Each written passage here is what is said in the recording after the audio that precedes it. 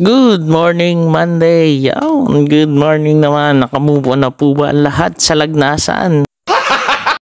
Magaling na nga lang ho, aring kubong aray, may lagnasan din. Dahil tingin ko sa lagnasan talaga malalasa, pantunay na sarap.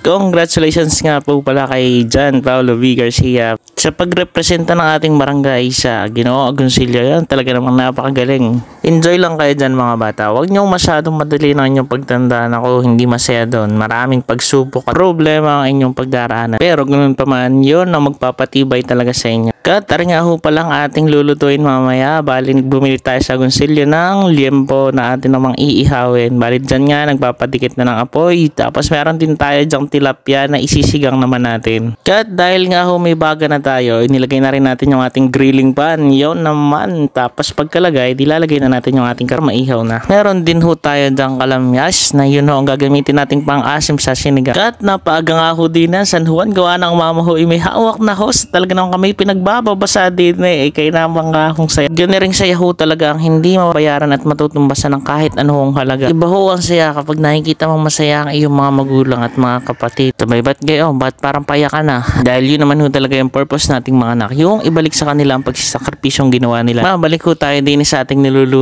Inilagay na ho natin ang mga gulay pagtapos nating mailagay ang mga isda.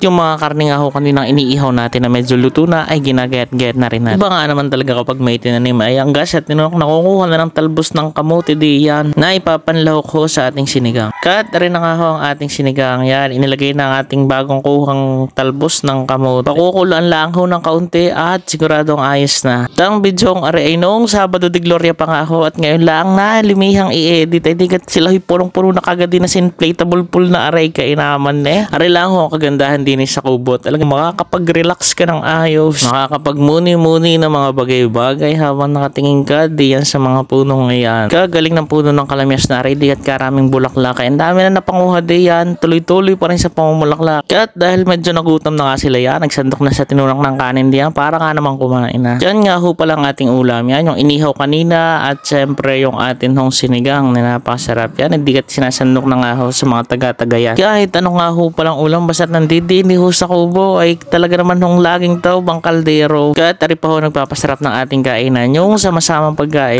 Nung gabihan nga ho ay di kakain na naman. Bali kumuha lang ang tatay ng isang mahabang palapa ng dahon ng saging at ang ulam natin at sinigang ho na hipon yan. Regang po. Ay, yung pala sa... ano po, parang yun Basta ho ang batang yan ay may cellphone ay sigurado wala na yung kaimig-imig o kagalaw-galaw. Yan, kain na rin ho kayo. Samahan nyo kaming kumain at hanggang din nila ang baba.